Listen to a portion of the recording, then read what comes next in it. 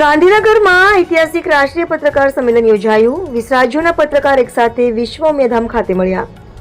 પ્રાપ્ત વિગત અનુસાર ગુજરાત રાજ્યમાં વર્ષ 2016માં ચોટીલા ખાતે આવેલ શ્રી આપા ગીગાના ઓટલેથી શરૂ કરવામાં આવેલ અખિલ ભારતીય પત્રકાર સુરક્ષા સમિતિના રાષ્ટ્રીય અધ્યક્ષ જિગ્નેશભાઈ કાલાવડિયા દ્વારા કરવામાં આવ્યું હતું।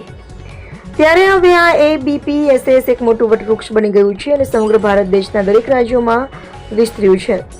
જોકે સૌરાષ્ટ્ર ગુજરાતની પાવનભૂમિ ઉપર ભારતીય પત્રકાર સુરક્ષા સમિતિ દ્વારા દરેક જિલ્લા અને તાલુકામાં સંગઠનોની રચનાઓ કરવામાં આવી હતી અને આ ABPSSનું મહાધિવેશન 2026 વિશ્વ ઉમિયાધામ ખાતે યોજાયું હતું, જેમાં સમારંભના અધ્યક્ષ જિગ્નેશભાઈ કાલાવડિયા, દિલશાદ ખાન, રાષ્ટ્રીય ઉપાધ્યક્ષ રાકેશ પ્રતાપસિંહ પરિહાર, રાષ્ટ્રીય મહાસચિવ મહેકુંજ ખાન, રાષ્ટ્રીય મહાસચિવ મહારાષ્ટ્ર મનોજકુમાર સિંહ, રાષ્ટ્રીય મીડિયા પ્રભારી બિહાર મનમોહન સિંહજી, ધવલભાઈ માકડિયા, રાષ્ટ્રીય સચિવ JP જાડેજા, બાબુભાઈ ચૌધરી, ડોક્ટર રૂપલબેન પટેલ, જનુભા વાઘેલા, પ્રદેશ મહામંત્રી ગુજરાત મિયાઝભાઈ, સંયોજક દસલા સહિત રાજકીય પક્ષોના નેતાઓ, ભાજપ મંત્રી કુંવરજી બાવળિયા, કાંતિભાઈ અમૃતિયા, આમ આદમી પાર્ટીના પ્રમુખ ઈશુદાન ગઢવી, કોંગ્રેસ નેતા અને પૂર્વ મંત્રી ભરતસિંહ સોલંકી, ભાજપ દ્વારા ધારાસભ્ય ધવલસિંહ ઝાલા સહિત વિશ્વ ઉમિયાધામના ટ્રસ્ટીઓ પણ હાજર હતા અને સૌપ્રથમ જગતજનની ઉમિયા માતાની આરતી કરી કાર્યક્રમની શરૂઆત કરવામાં આવી હતી, જેમાં ચોથી જાગીર મીડિયાની અહેમ ભૂમિકાને લઈને અખિલ ભારતીય પત્રકાર સુરક્ષા સમિતિના રાષ્ટ્રીય અધ્યક્ષ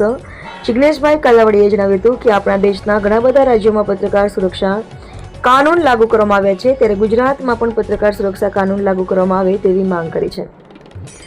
6 મહિનામાં કાનૂન લાગુ કરવા માટે સરકારને રજૂઆત કરવામાં આવી છે અને તેઓએ ખાતરી આપી પત્રકારોને વિશ્વાસ આપ્યો હતો। ત્યારબાદ નેતા અને પત્રકાર ઈશુદાનભાઈ ગઢવીએ સોશિયલ મીડિયા ઉપર ભાર મૂક્યો હતો અને કવરેજ કરવા માટે જતા પત્રકારોને ધમકીઓ મળી હોવાનું પણ જણાવ્યું હતું અને સરકાર દ્વારા દર વર્ષે 4 કરોડ રૂપિયાનું બજેટ હોય છે। પત્રકારો માટે સુરક્ષા સાથે વીમો, મેડિકલ તેમજ સર્કિટ હાઉસ સહિત અન્ય સેવાઓ પણ સરકાર દ્વારા આપવામાં આવે તેવી આશા વ્યક્ત કરી હતી। ત્યારે ગુજરાતના બનાસકાંઠા, વાવ, થરાદ, પાટણ, મહેસાણા, સુરેન્દ્રનગર, અમદાવાદ, ગાંધીનગર, રાજકોટ, જામનગર સહિત તમામ જિલ્લાના મોટી સંખ્યામાં પત્રકાર મિત્રો હાજર રહ્યા હતા અને આભાર વિધિ ધવલભાઈ માકડિયાએ કરી હતી। ત્યારબાદ શ્રી ઉમેશ્વર મહાદેવ અને ઉમિયા માતાની આરતીનો લાભ લઈ પ્રસાદ ગ્રહણ કરી ધન્યતા અનુભવી હતી। हमारे बीच विश्व उमिया फाउंडेशन के सभी यहाँ बैठे हुए सब नेतागण, हमारे ईशुदान भाई और आप सभी पत्रकार मित्रों,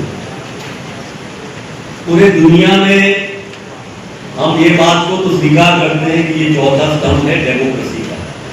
अब डेमोक्रेसी के बारे में भी सबको सोचना है, कैसी है डेमोक्रेसी, कहाँ है। पर जब से मानव संस्कृति पैदा हुई तो उसका जीवन कैसे सुधरे, उसमें बदलाव कैसे आए, अच्छाइयाँ कैसे बने।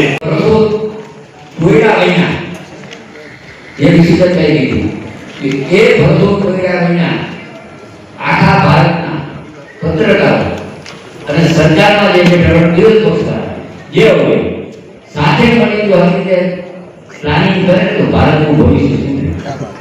કોણ એટલે વિશ્વાસ પણ એમાં અમારામાં એક આવી જાય, તમારામાં પણ આવી જાય। રાજકોટ પછી પાછળ કે એવા નામ લેશો કોણ પત્રકાર તમને ખબર નથી અને એ સમયે ઈ પત્રકારે જે અડધો કલાકનો લેક્ચર એટલે કે એ સંબોધન કર્યું એમાંથી મેં એ સમયે નક્કી કર્યું હતું મારે પત્રકાર થવાનું છે। હું ગામડામાંથી આવું છું, સામાન્ય પરિવારમાંથી।